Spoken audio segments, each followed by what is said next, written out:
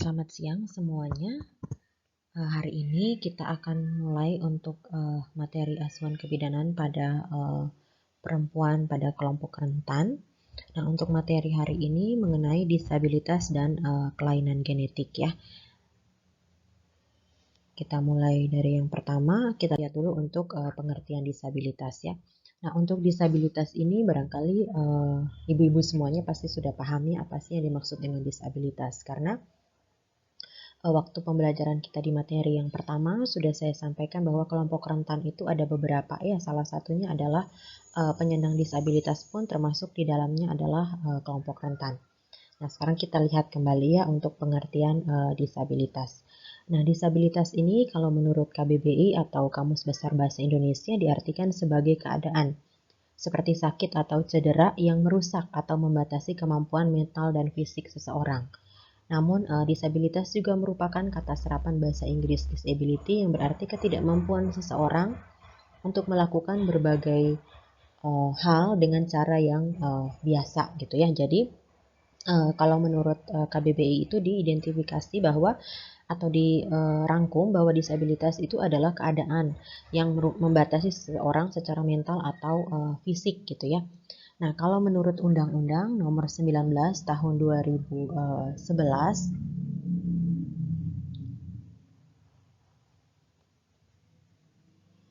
penyandang disabilitas itu adalah orang yang memiliki keterbatasan fisik, mental, intelektual, atau sensorik dalam jangka waktu yang lama yang dalam interaksi sosialnya menemui hambatan untuk berpartisipasi penuh dan efektif berdasarkan kesamaan hak ya. Jadi kalau tadi menurut KBBI itu menjelaskan bahwa disabilitas itu adalah keadaan yang membatasi kemampuan mental dan fisik seseorang. Nah, kalau dari Undang-Undang Nomor 19 Tahun 2011 itu lebih spesifik gitu ya, menjelaskan bahwa disabilitas itu adalah orang yang punya keterbatasan fisik, mental, sosial, intelektual atau sensorik gitu ya, yang membatasi kemampuan dia untuk berinteraksi dengan orang lain gitu.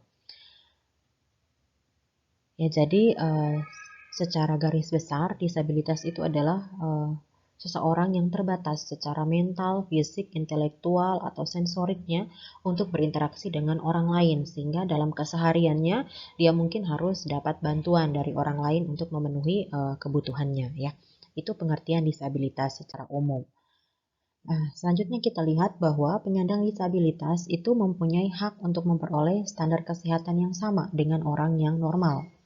Jadi harusnya tidak ada diskriminasi untuk penyandang disabilitas memperoleh haknya atau mendapat kesehatan yang sama, memperoleh fasilitas kesehatan yang sama gitu ya. Karena seperti yang sudah disampaikan pada materi awal tentang kelompok-kelompok rentan bahwa setiap orang, entah itu baik dia masuk ke dalam kelompok rentan ataupun kelompok tidak rentan pun, mempunyai hak yang sama untuk memperoleh kesehatan, sehingga harusnya tidak ada diskriminasi untuk mereka, apalagi untuk penyandang disabilitas gitu ya, baik untuk mengakses pelayanan kesehatan ataupun untuk mendapat pelayanan kesehatan yang mereka inginkan. Nah, untuk pelayanan kesehatan yang bisa didapatkan itu sebenarnya tidak ada perbedaan ya antara mau itu penyandang disabilitas atau kelompok rentan yang lainnya ataupun orang normal pada umumnya gitu ya.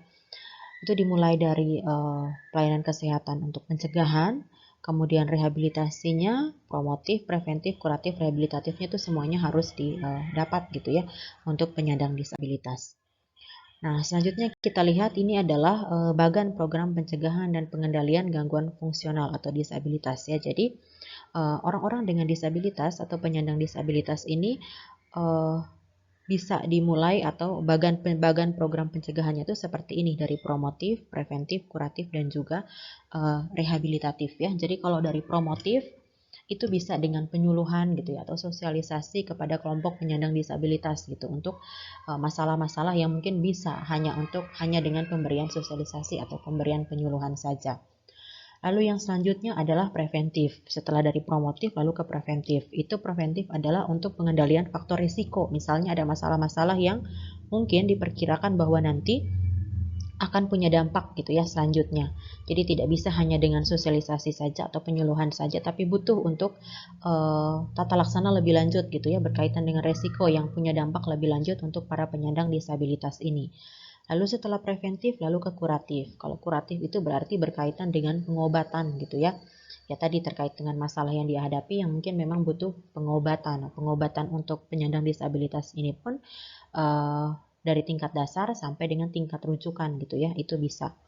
Lalu selanjutnya sampai kepada tahap rehabilitatif ya. Jadi tahap rehabilitatif ini disesuaikan dengan kondisinya gitu ya. Apakah butuh alat bantu dan sebagainya sehingga harus sampai ke tahap rehabilitatif ini, ataukah mungkin hanya sampai di promotif, preventif atau kuratif saja ya. Jadi sebenarnya bagan ini berhubungan gitu ya, dari promotif, preventif, kuratif dan rehabilitatif. Tetapi tidak semua penyandang disabilitas ini harus mendapatkan gitu ya. Tapi harus dilihat dulu dari sisi disabilitas yang disandang itu seperti apa. Ya, jadi tidak semuanya harus diberikan untuk penyandang disabilitas tersebut ya. Nah, itu terkait dengan penyandang disabilitas ya. Memang tidak banyak yang mau saya sampaikan terkait penyandang disabilitas karena saya yakin di keseharian kita pasti kita pernah melihat gitu ya, atau mungkin sering ketemu dengan penyandang disabilitas ini, entah itu dari sisi dia disabilitas atau cacat dari sisi fisik atau dari sisi mental, dari sisi intelektual dan sebagainya. Tetapi secara garis besar bahwa orang-orang penyandang disabilitas pun perlu mendapatkan pelayanan yang sama.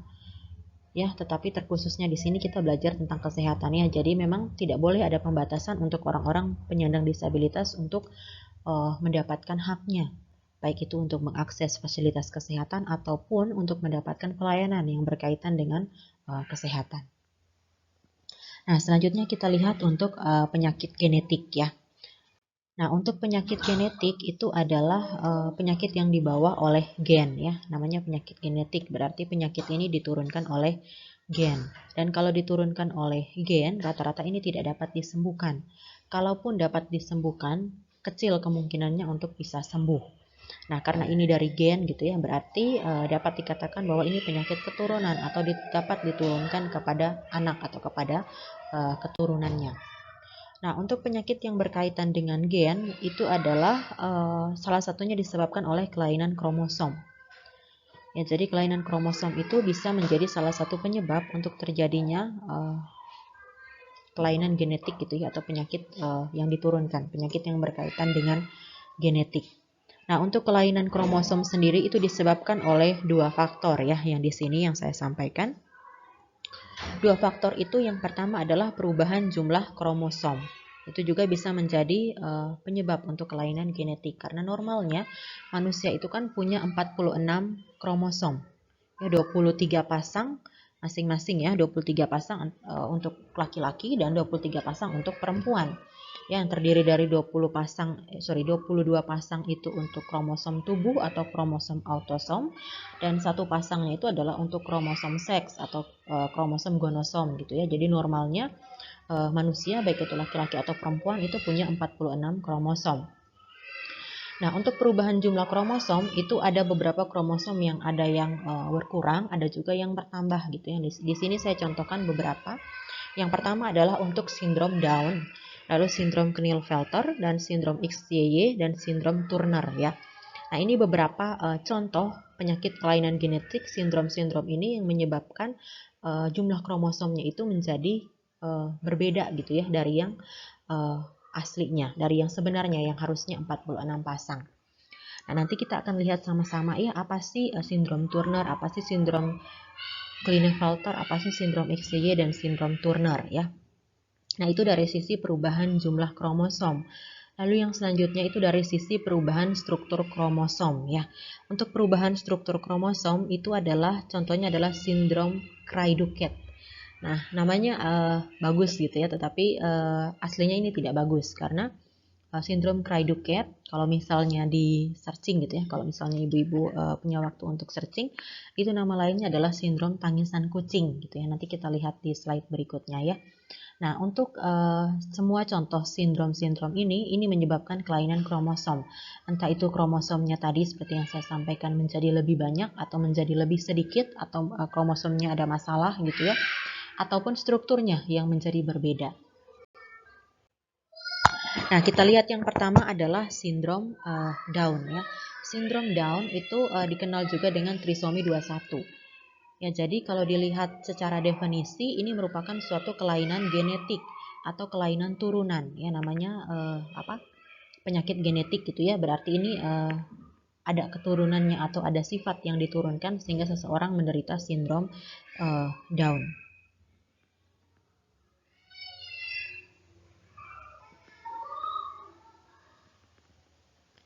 Nah, untuk sindrom Down ini, jadi ada penumpukan kromosom gitu ya, sehingga kromosomnya itu bertumpuk menjadi 3 gitu. Jadi tadi seperti yang saya sampaikan di slide sebelumnya bahwa normalnya kromosom itu kan 46 kromosom. Nah, untuk orang yang punya sindrom Down, itu kromosomnya menjadi 47 gitu ya. Jadi ada penumpukan satu kromosom di kromosom nomor urut 21 sehingga dia jadinya 3 gitu ya, bukan jadi 2 gitu. Jadi ada penambahan 1 ya.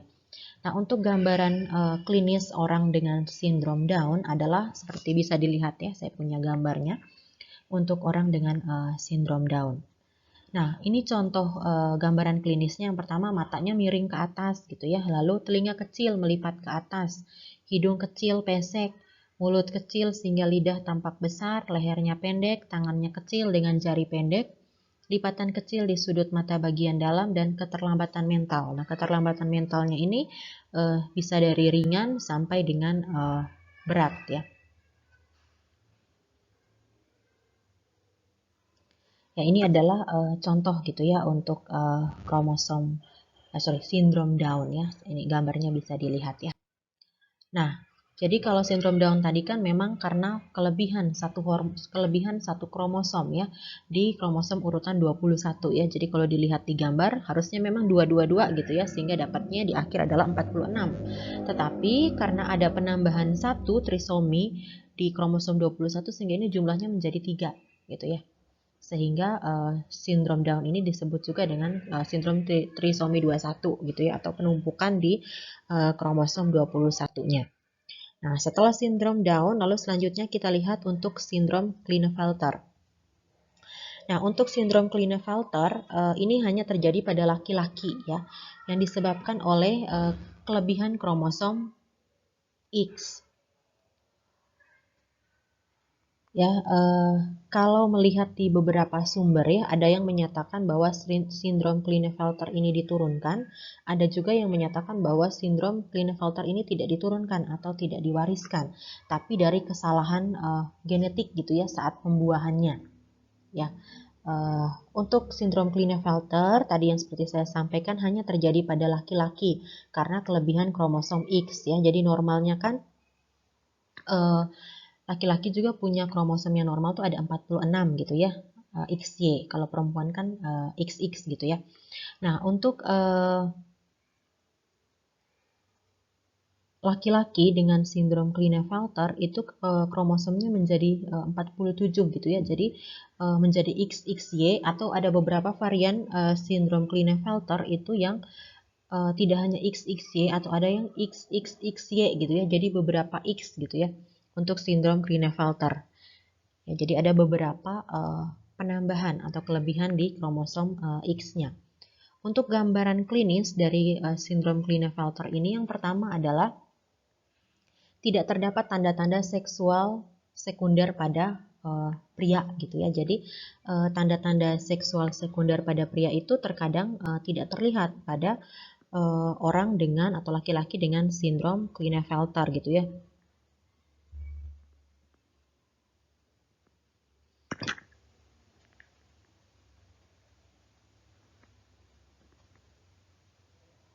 Jadi ciri yang pertama adalah tidak terdapat tanda-tanda seksual sekunder pada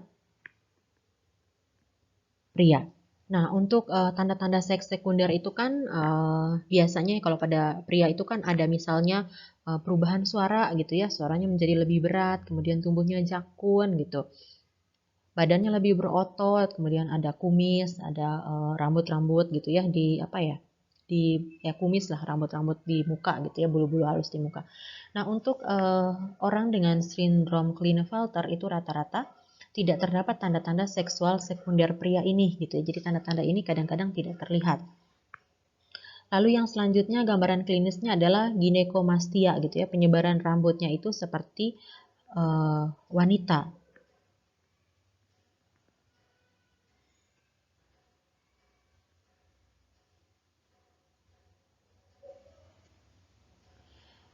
Ginekomastia itu adalah suatu kondisi ketika kelenjar payudara laki-laki itu membesar gitu ya. Jadi orang dengan sindrom Klinefelter tadi seperti yang disampaikan sebelumnya bahwa rata-rata mereka tidak punya tanda seksual sekunder pria, sehingga mereka ada yang punya tanda-tanda seksual sekunder seperti perempuan. Salah satunya adalah ginekomastia gitu ya, atau kondisi ketika kelenjar payudaranya itu membesar sama seperti perempuan ya. Lalu kadar FSH dan estrogennya itu meningkat dan kadar testosteronnya rendah.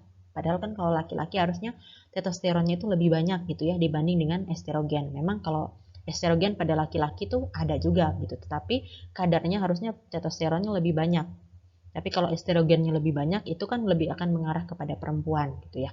Nah, itu untuk gambaran klinis sindrom Klinefelternya. Nah, kalau dilihat di gambar ini seperti ini ya, apa contoh gitu ya untuk orang-orang dengan sindrom Klinefelter ya. Kalau di sini ada frontal baldness absence. Biasanya kalau laki-laki kan di tampilan muka bagian depannya di sini biasanya kalau laki-laki dewasa kan ada sedikit kebotakan gitu ya. Nah, kalau orang dengan sindrom Klinefelter itu tidak ada gitu ya tanda-tanda seperti ini. Atau yang paling paling terlihat adalah ini, breast development, ada pertumbuhan untuk jaringan payudaranya ya. Nah, ini beberapa tanda gitu ya yang bisa terlihat untuk orang dengan sindrom Klinefelter ya.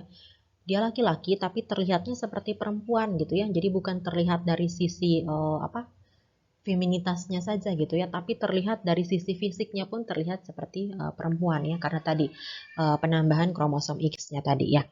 Nah, lalu selanjutnya setelah sindrom Klinefelter lalu ada sindrom XYY ya. Nah, sindrom XYY ini disebut juga dengan sindrom Jacob ya. Jadi ini karena kelainan genetik pada laki-laki yang diakibatkan oleh kelebihan kromosom XY. Ya, jadi normalnya tadi kan kromosom laki-laki itu adalah XY normal ya, tetapi kalau sindrom XYY dia itu kromosomnya menjadi XYY, jadi nambah satu di Y-nya. Kalau tadi yang sindrom Klinefelter itu nambah satu di X-nya, jadi XXY atau XXXY gitu ya. Tapi kalau sindrom XYY itu nambah di Y-nya. Nah, untuk gambaran klinis sindrom sindrom XYY ini yang pertama adalah tinggi gitu ya. Lalu berjerawat, gangguan bicara, gangguan dalam membaca, dan kesulitan tingkah laku, agresif atau anti sosial ya. Nah, ini beberapa ciri untuk sindrom XYY. Lalu yang selanjutnya adalah sindrom Turner. Nah, kalau sindrom Turner ini biasanya karena kekurangan satu kromosom X ya. Kalau tadi yang sindrom-sindrom sebelumnya yang kita lihat dimulai dari sindrom Down, sindrom Klinefelter, sindrom XYY itu biasanya karena penambahan satu kromosom. Tetapi kalau sindrom Turner itu biasanya karena kekurangan satu kromosom X ya.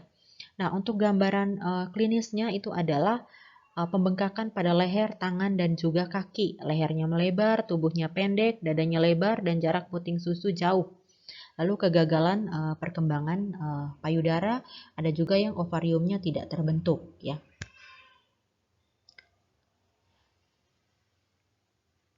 Nah, untuk sindrom Turner itu biasanya hanya terjadi pada perempuan gitu ya untuk si sindrom Turner. Jadi kelainan genetik gitu ya si orang yang mengalami sindrom Turner ini karena tadi ada masalah dengan satu kromosom X-nya itu ya, dia bisa kehilangan satu kromosom itu atau ada sebagian gitu ya yang hilang dari si dari si kromosomnya itu.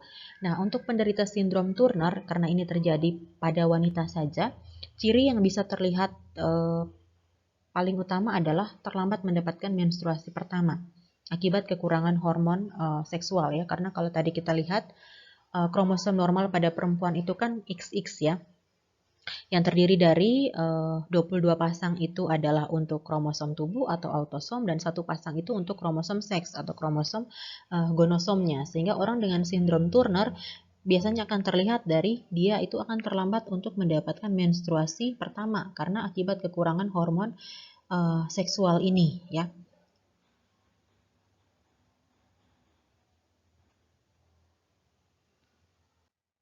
Nah, lalu selanjutnya kita lihat untuk sindrom Cray-Duket ya. Kalau tadi sindrom-sindrom yang lain itu karena perubahan jumlah kromosom ya.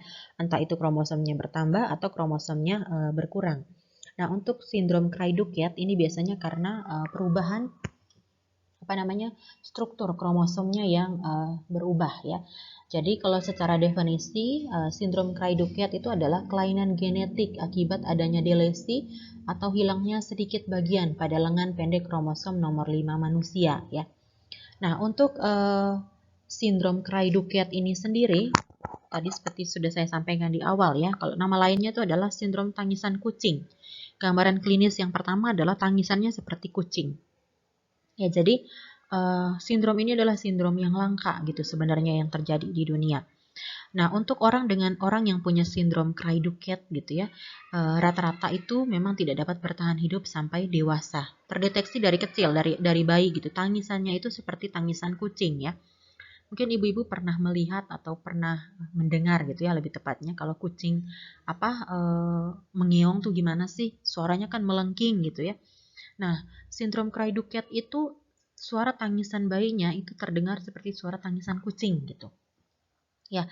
Nah, lalu juga akan terjadi retardasi mental berat ya, keterbelakangan mental yang berat, terjadi penyakit jantung ya. Tadi seperti yang saya sampaikan bahwa rata-rata memang orang dengan sindrom Cray-Duket ini tidak bisa bertahan sampai dewasa ya.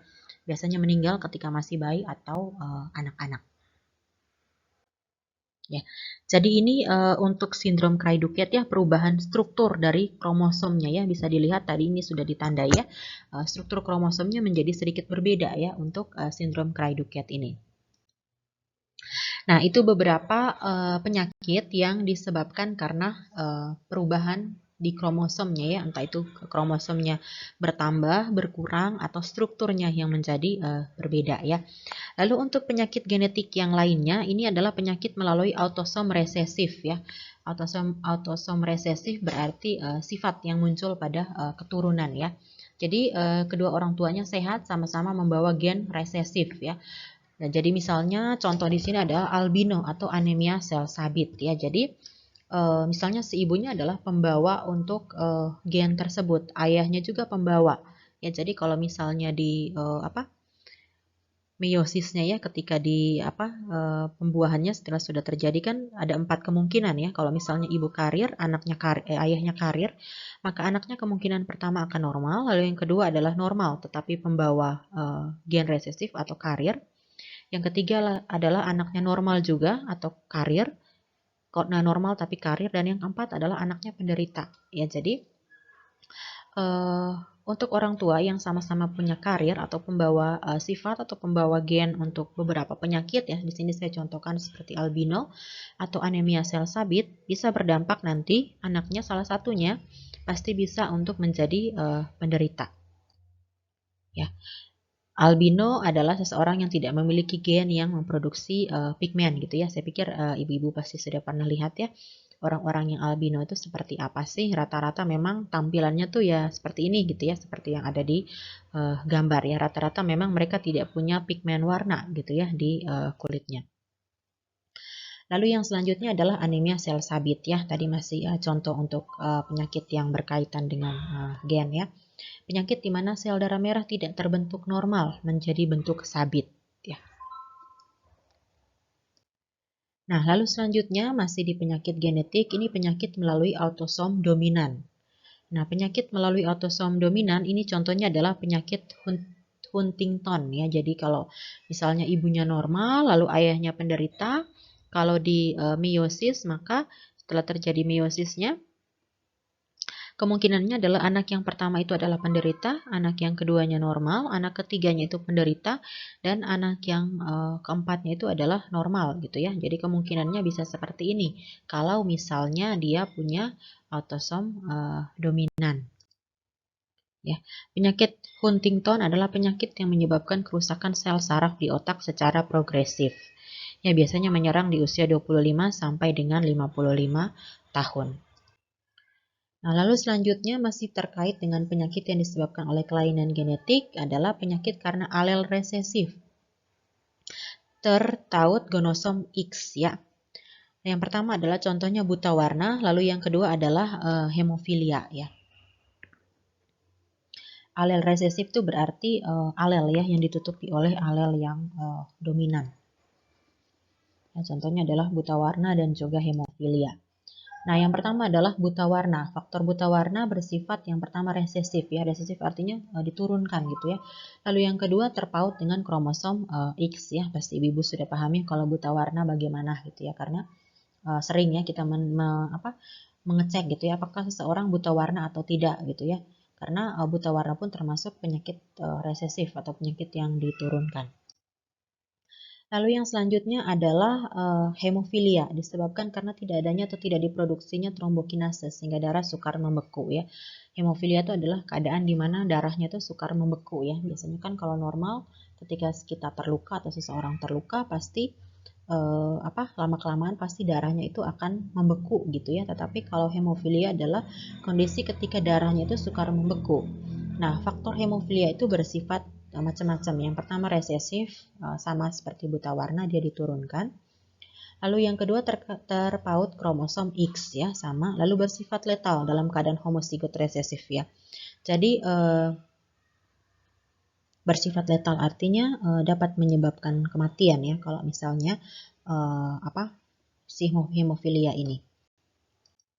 Ya, mungkin itu saja ya materi kita hari ini terkait dengan penyakit genetik lalu juga untuk disabilitas ya. Untuk penyakit genetik ataupun disabilitas memang harusnya memang tidak ada diskriminasi untuk orang-orang seperti ini ya. Mereka harus mendapatkan hak yang sama untuk mendapatkan pelayanan kesehatan. Entah itu akses untuk ke pelayanan kesehatan ataupun ketika nanti mereka mendapatkan pelayanan kesehatannya harus sama gitu ya dengan orang-orang normal lainnya ya. Terima kasih untuk perhatiannya Ibu-Ibu semuanya. Selamat siang.